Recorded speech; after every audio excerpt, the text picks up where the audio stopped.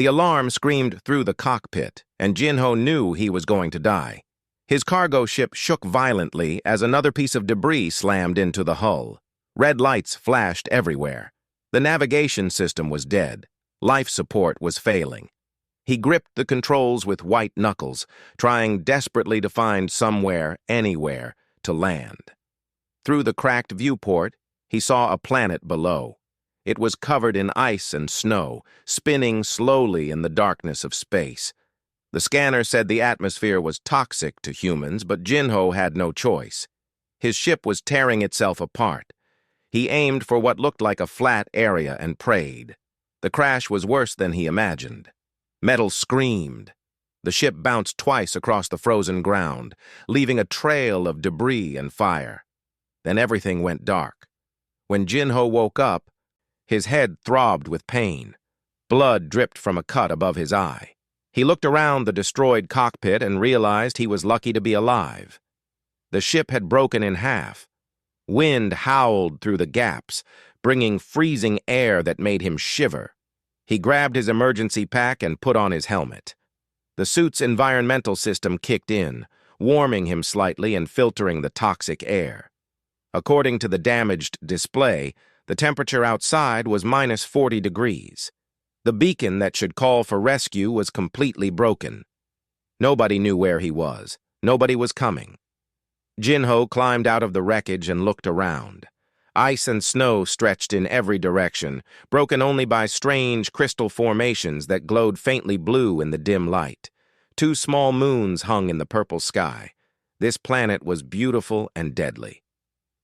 He had maybe 3 days of food and water. After that, he would die here. Jinho spotted a large cave system in the distance, carved into a massive ice cliff. Shelter was better than nothing. He gathered what supplies he could carry and started walking. Each step was difficult in the deep snow. His breath came out in white clouds despite the helmet. The caves were enormous inside, with tunnels branching in every direction. Strange ice formations hung from the ceiling like teeth. The blue glow was stronger here, coming from crystals embedded in the walls. It was beautiful in a cold, alien way. Then he heard something, a sound like crying. Jinho froze and listened. There it was again, coming from deeper in the cave. It sounded young, frightened. Against his better judgment, he followed the sound. In a large chamber, he found something he never expected. A creature was trapped under fallen crystal formations. She looked like a child, maybe 8 or 9 years old by human standards, but she definitely was not human. Her skin was pale blue and covered in patterns that flickered with light. She had 4 arms instead of 2, and her eyes were large and golden. Those eyes looked at him with fear and pain. The child made a clicking sound and tried to pull herself free, but the crystals were too heavy. One of her legs was bent at a wrong angle. Her light patterns were flickering weakly, and Jinho had seen enough dying things to know what that meant. He should walk away. He did not know this species.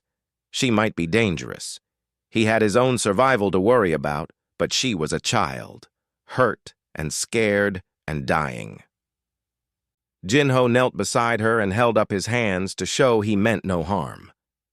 The child stopped struggling and watched him with those golden eyes. He carefully examined the fallen crystals. They were heavy but not impossible to move. Working slowly, he used a metal bar from his pack as a lever. The crystals shifted, then rolled away. The child gasped and pulled her injured leg free. She made clicking and chirping sounds that might have been words in her language. Jinho opened his medical kit. He had no idea if human medicine would work on an alien, but he had to try. He cleaned the wound on her leg as gently as possible. She flinched, but did not pull away.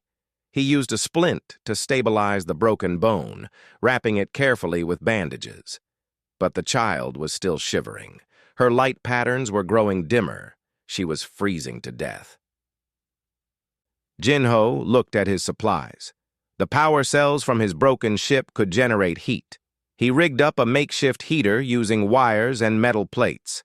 It took an hour, but finally warmth spread through the chamber. The child's patterns grew brighter. She stopped shivering.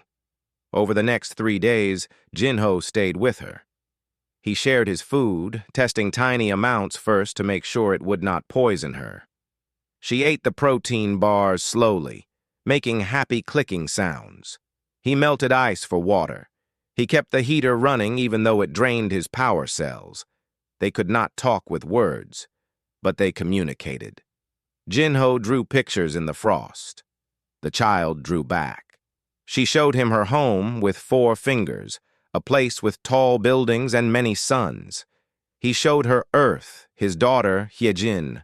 The child touched his drawing gently, understanding. On the 4th day, the sky turned black.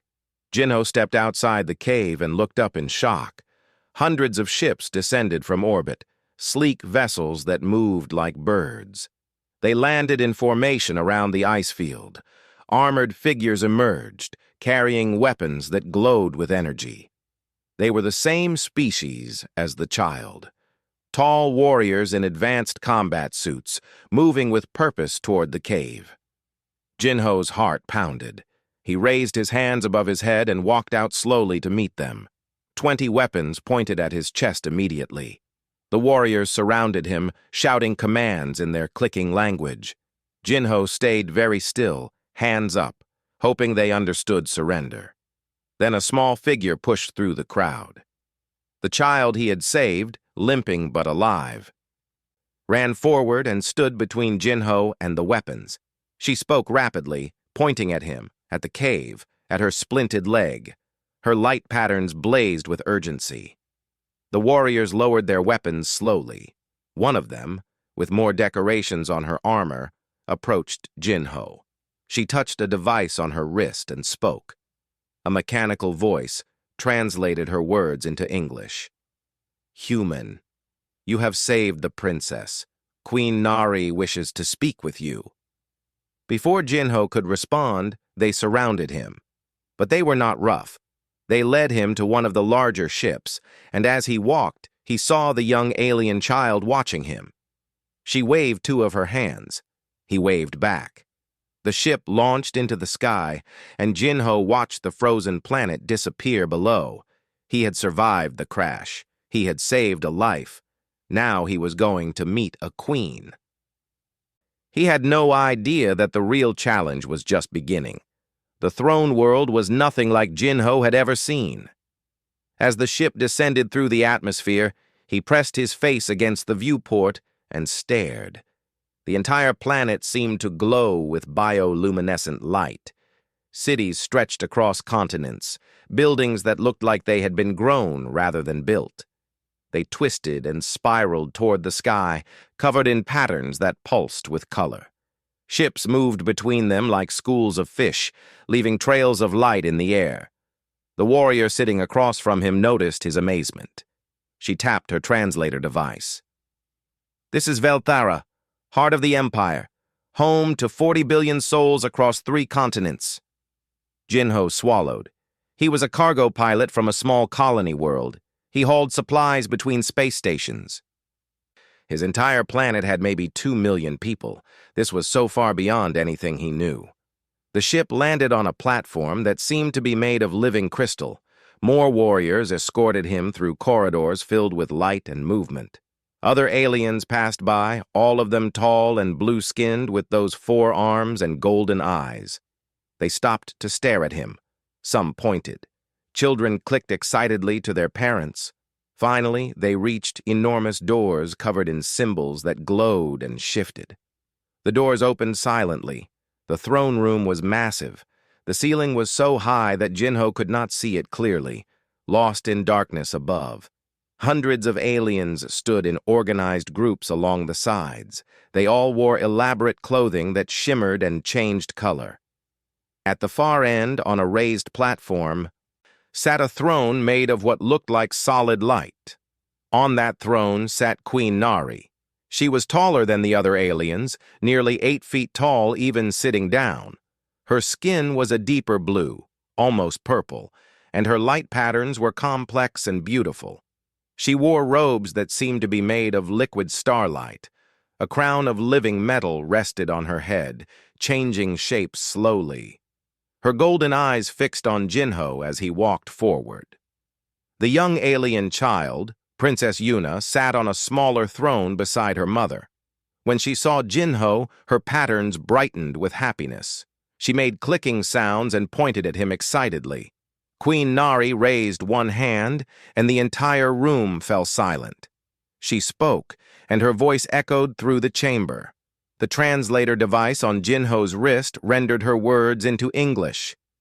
Human, you are Jinho, pilot of the cargo vessel Horizon Runner.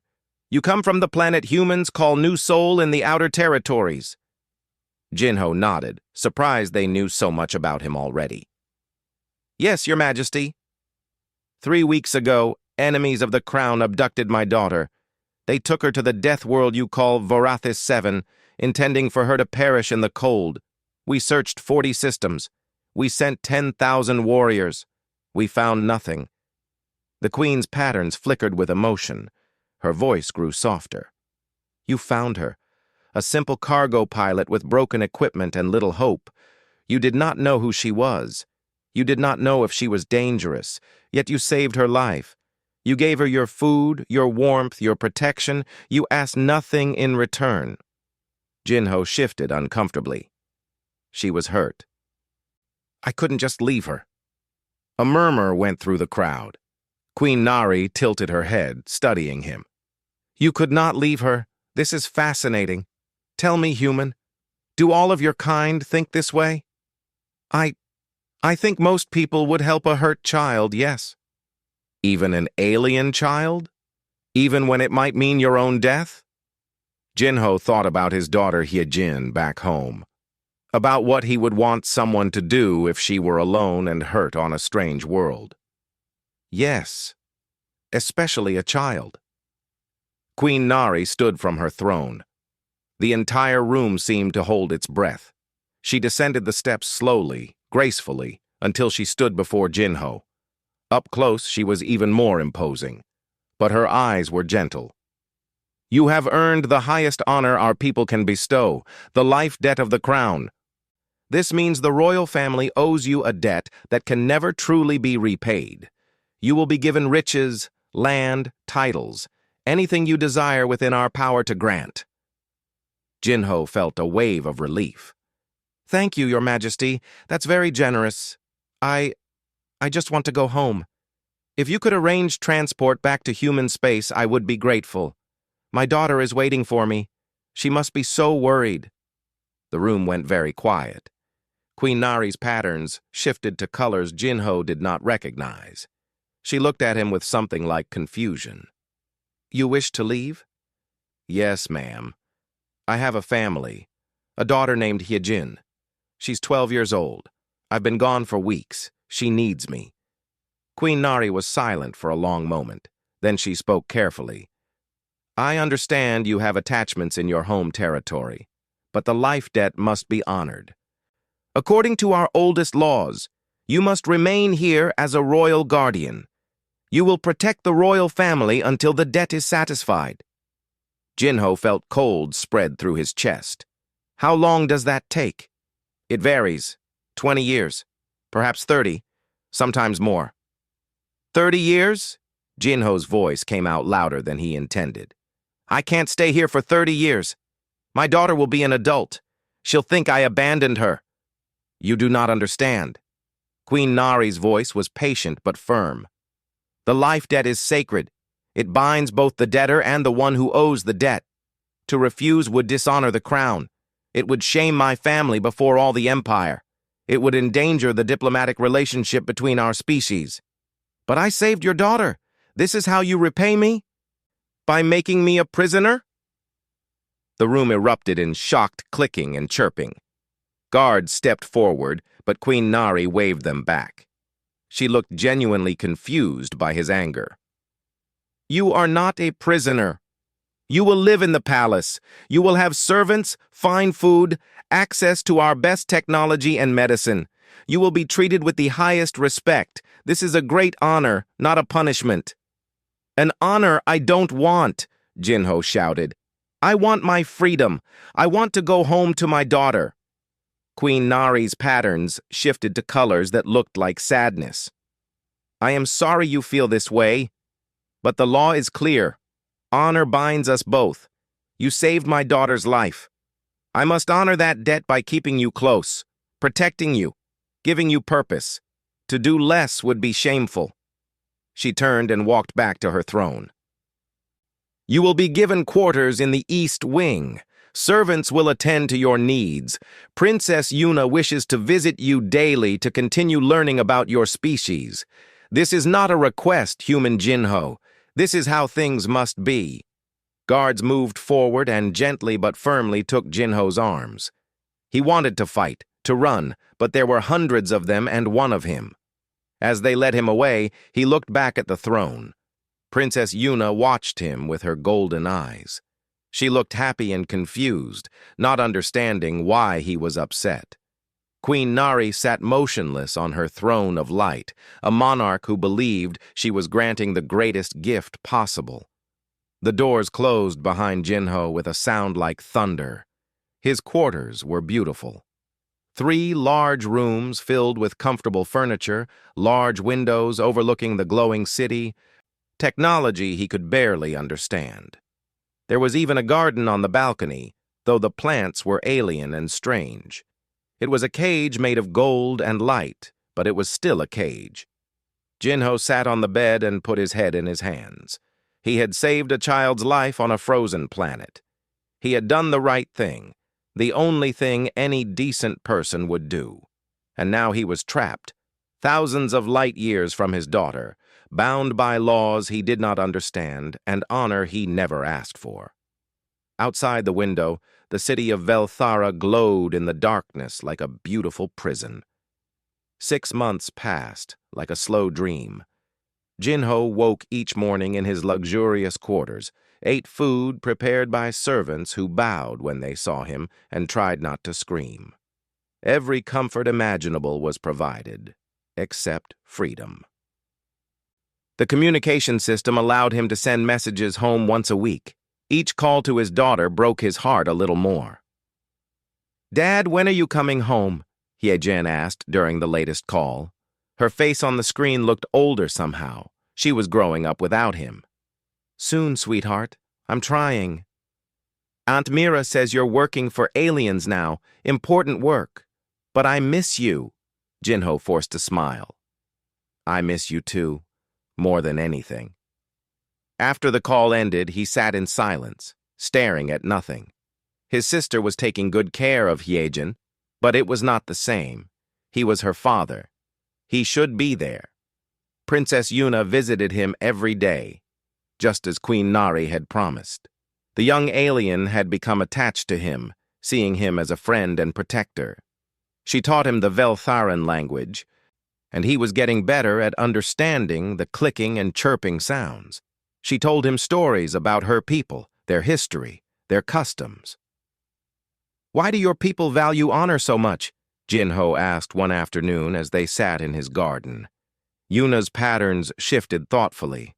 Honor is what holds society together. Without it, there is only chaos. The life debt ensures that good deeds are rewarded and remembered forever. But I don't want to be remembered forever. I want to go home. Yuna looked sad. Mother says you still do not understand. She hopes you will learn to appreciate the honor she has given you. Jinho said nothing. How could he explain that freedom mattered more than honor? That love for his daughter was stronger than any debt? After 2 months of polite captivity, Jinho tried his first escape. The palace hangar held hundreds of ships. Security was tight but not perfect. He studied the patterns for weeks, learning when guards changed shifts, which areas had blind spots in the surveillance.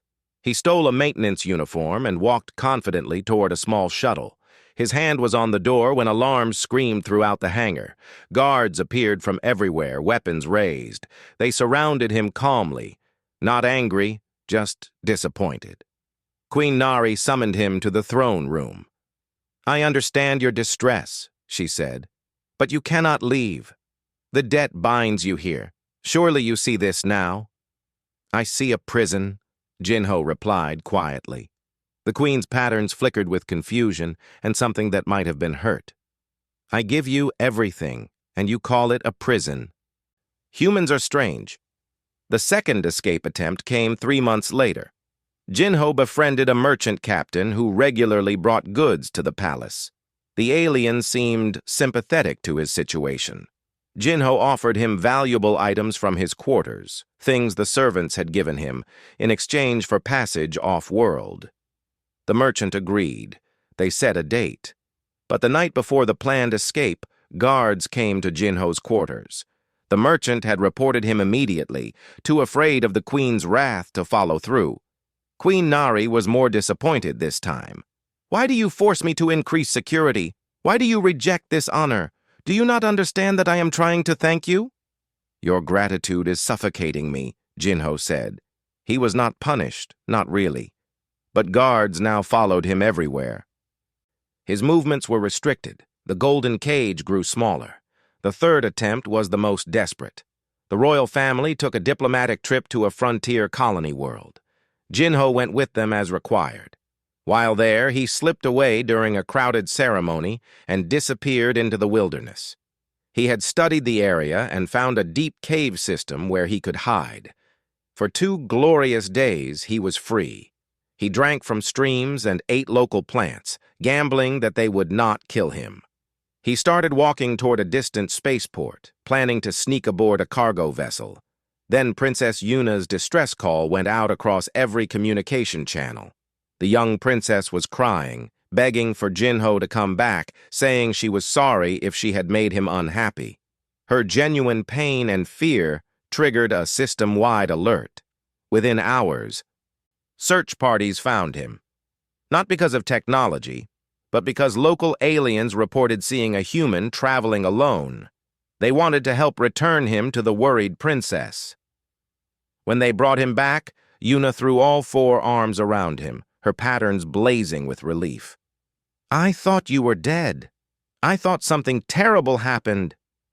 Jinho felt like the worst person in the universe. She was just a child. This was not her fault. Queen Nari's disappointment had turned to something else, frustration perhaps, or maybe even the beginning of understanding. You would die in the wilderness rather than accept my gratitude. You would break a child's heart rather than stay where you are safe and honored. What kind of species are you? The kind that values freedom, Jinho said quietly. After the third attempt, Jinho stopped trying to escape. It was pointless. Instead, he spent his time in the palace library, reading everything he could find about Veltharan law. There had to be a loophole, some way to end the life debt early.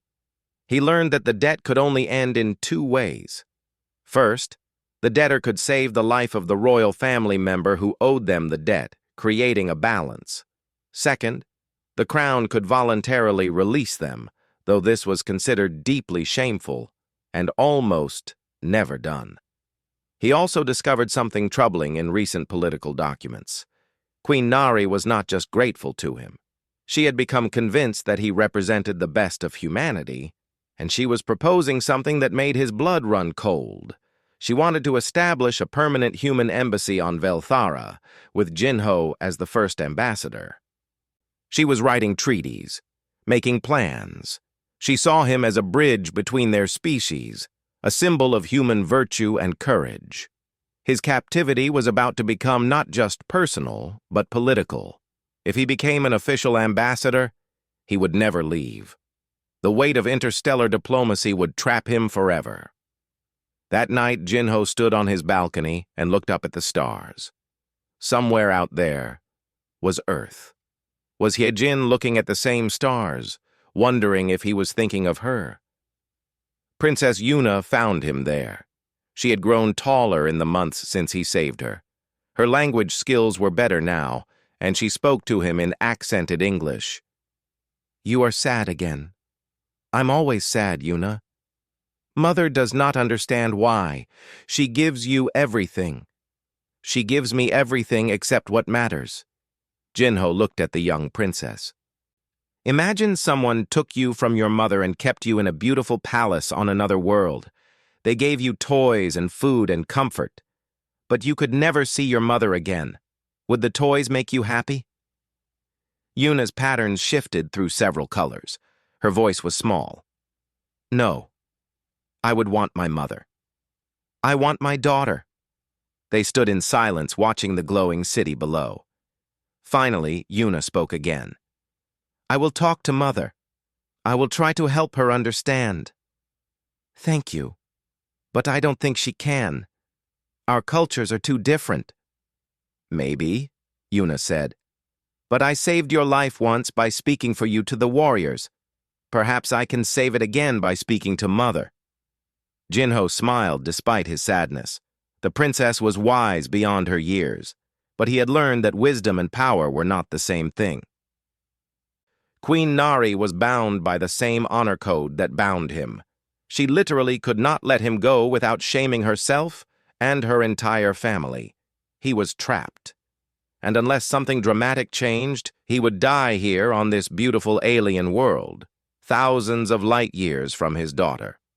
The royal flagship was massive, easily the size of a small city. Jinho had been brought aboard for a ceremonial voyage through the Empire, another appearance where he was paraded as the honorable human who saved the princess. He was getting tired of ceremonies. He stood on the observation deck, watching stars blur past, when the first explosion rocked the ship. Alarms blared throughout the vessel. Jinho grabbed a railing to keep from falling as the ship shuddered. Red lights flashed. The calm, orderly crew suddenly moved with urgent purpose. A guard rushed to him. Come with me. We must get you to safety. What's happening?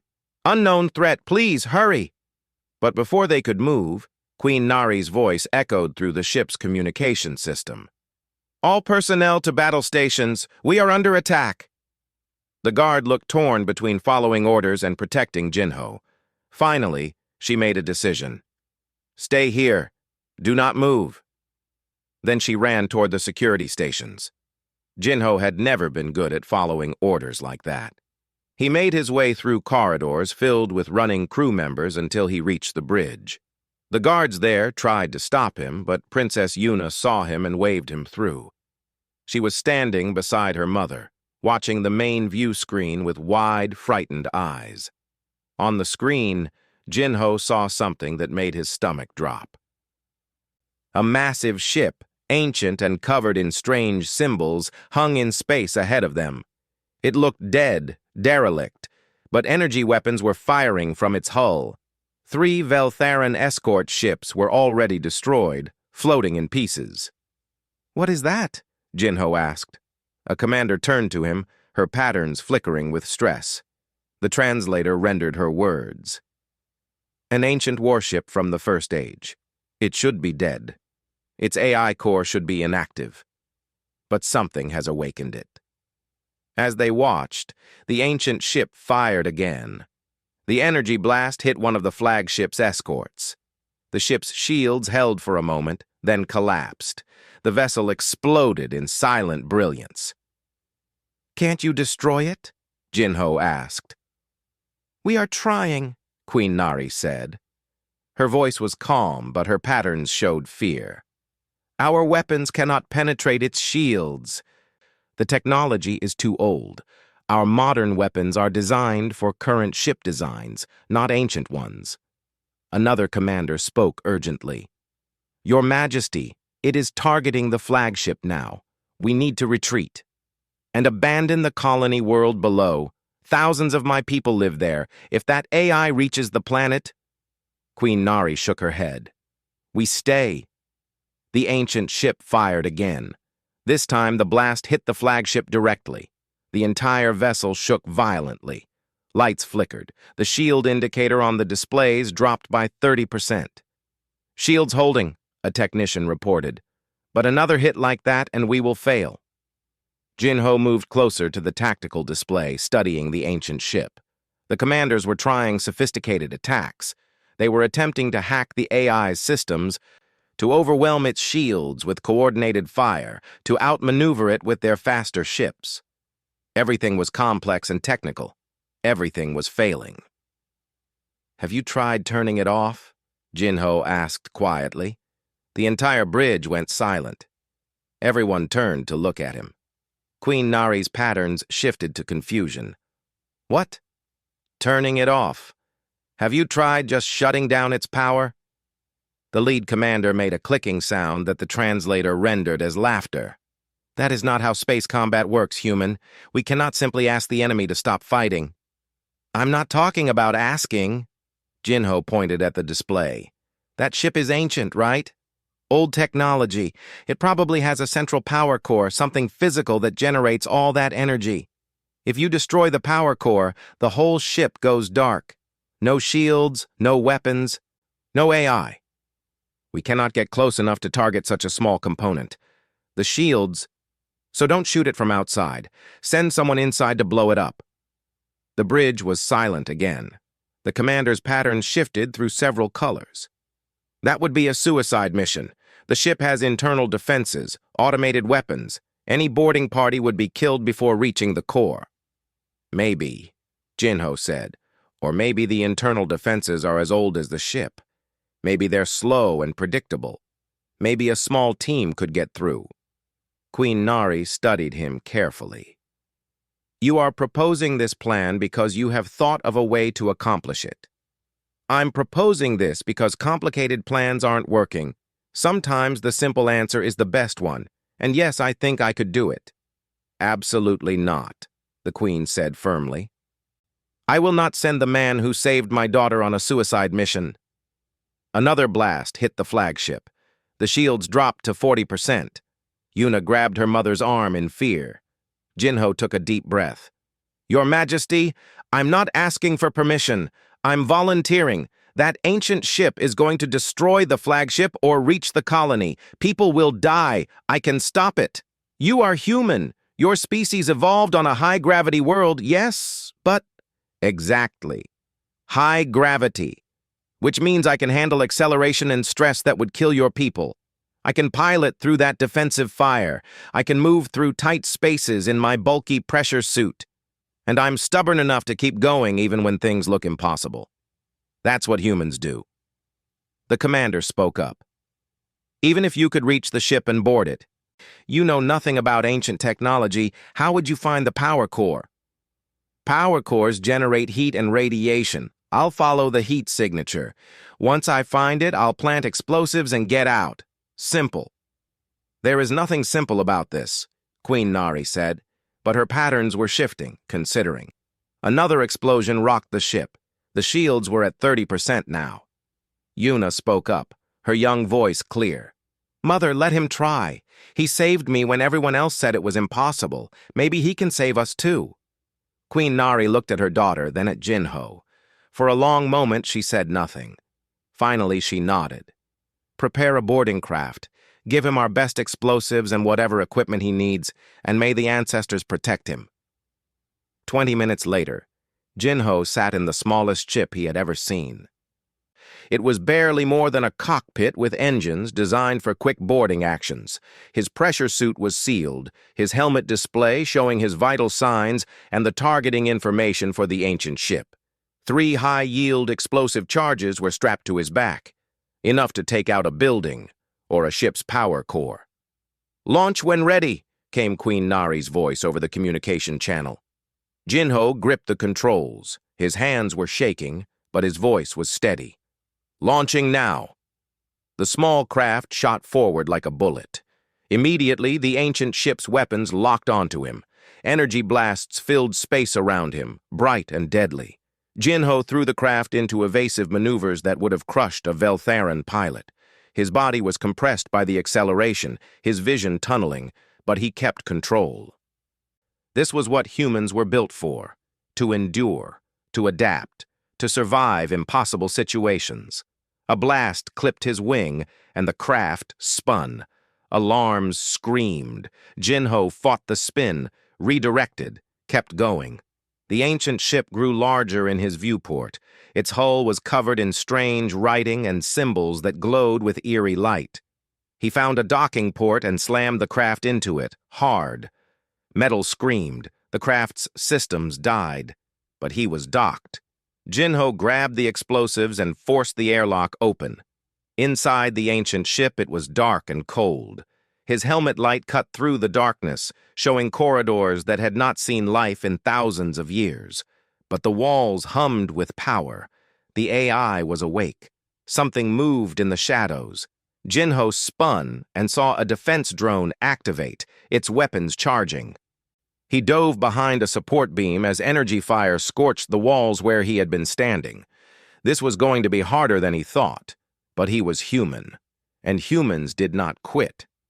Jinho ran deeper into the ancient ship, following the heat signature on his display, dodging automated defenses, moving toward the glowing heart of the vessel where the power core waited. He had saved Princess Yuna by refusing to give up. Now he would save them all the same way. Jinho ran through the ancient ship's corridors, his breath loud in his helmet.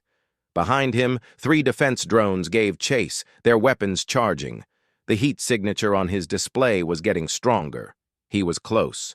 He turned a corner and saw it. The power core chamber was massive, cathedral-like, with the core itself suspended in the center. It glowed with blue-white energy, pulsing like a heartbeat. Ancient machinery surrounded it, humming with power that had slept for thousands of years. The drones fired. Energy blasts cut through the air, missing Jinho by inches. He felt the heat even through his suit. No time to be careful. He ran straight for the core. His hands worked quickly, attaching the 3 explosive charges to key points around the core's containment field. The charges beeped, armed and ready, 30 seconds. That was all the time he had programmed. 30 seconds to get out. He ran. His legs burned. His lungs screamed for air. The drones followed, still firing. 20 seconds. He dodged through doorways, his shoulder slamming against a wall. 10 seconds. He could see his boarding craft ahead. 5 seconds. Jinho threw himself through the airlock and slammed the manual override. The craft's emergency systems kicked in, launching him away from the ancient ship, even as the airlock was still closing. The explosion was beautiful and terrible. The ancient ship's power core detonated from within, and the entire vessel came apart in an expanding sphere of light. The AI's final scream was cut short as its systems died. Debris scattered in all directions. Jinho's craft tumbled through space out of control. His head hit the side of the cockpit. Blood ran into his eye. The emergency beacon was screaming. Everything hurt. Then a tractor beam caught him, pulling him gently toward the flagship. He was safe. When Jinho woke up, he was in the medical bay. His head was bandaged. Various monitoring devices were attached to him, showing vitals that apparently satisfied the Veltharan doctors. Queen Nari stood beside his bed, with Princess Yuna next to her. "You succeeded," the Queen said simply. "The ancient AI is destroyed. The flagship is damaged but intact. The colony is safe, all because of you." Jinho tried to sit up and immediately regretted it.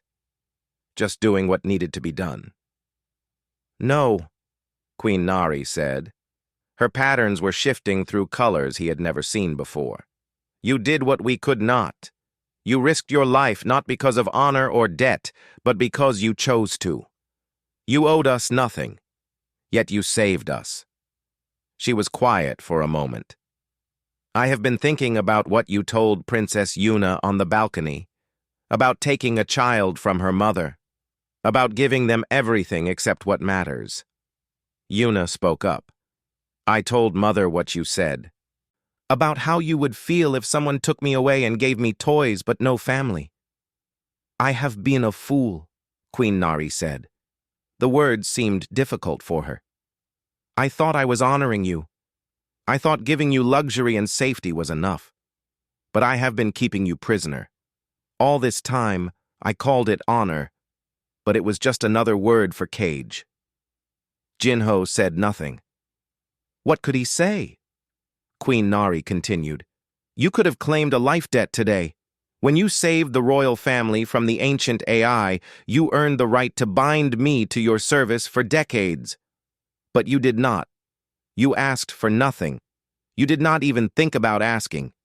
You simply helped because it was right. She sat down in a chair beside his bed, a queen lowering herself to his level. This is the human way, yes? To help without expecting reward. To value freedom above even honor. To risk everything not for debt or duty, but because it is the right thing to do. Most of us try, Jinho said quietly. We don't always succeed, but we try. You have taught me something important. You have taught me that true honor is not in binding someone with debt. True honor is in recognizing that every being deserves freedom. That gratitude should open doors, not close them. Queen Nari stood and addressed not just Jinho, but several officials who had entered the room. Her voice was formal, powerful. I, Queen Nari of Velthara, hereby declare the life debt law to be obsolete. Effective immediately, it is abolished. It is a relic of a more primitive time. We can show gratitude without chains. We can honor heroes without caging them. Gasps filled the room. This was unprecedented. The life debt law was thousands of years old. Furthermore, the queen continued, I release Jinho of New Soul from all obligations. He is free to return home to his daughter. Transportation will be provided immediately. Jinho felt tears running down his face. After 6 months of captivity, of failed escapes, of desperate hope, he was finally free. Thank you, he whispered. No, Queen Nari said. Thank you. You have saved my daughter twice now. Once on the ice world, and once just now by teaching me to see her clearly. She needs a mother who understands the value of freedom, not one who binds others with honor. Princess Yuna moved forward and took one of Jinho's hands in 2 of her own. I will miss you, she said in her accented English. But I am happy you can go home. Your daughter needs you. I'll miss you too, Yuna. You're a good kid. You're going to be a wise queen someday.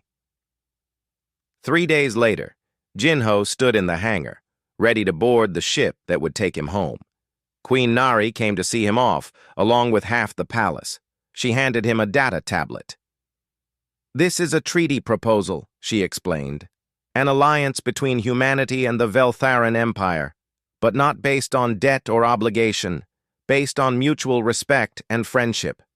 I have learned from you what humanity can be. I wish for our peoples to know each other as equals. She paused. There is also a request. When you are ready, if you are willing, we would like you to return as an ambassador. But only if you choose.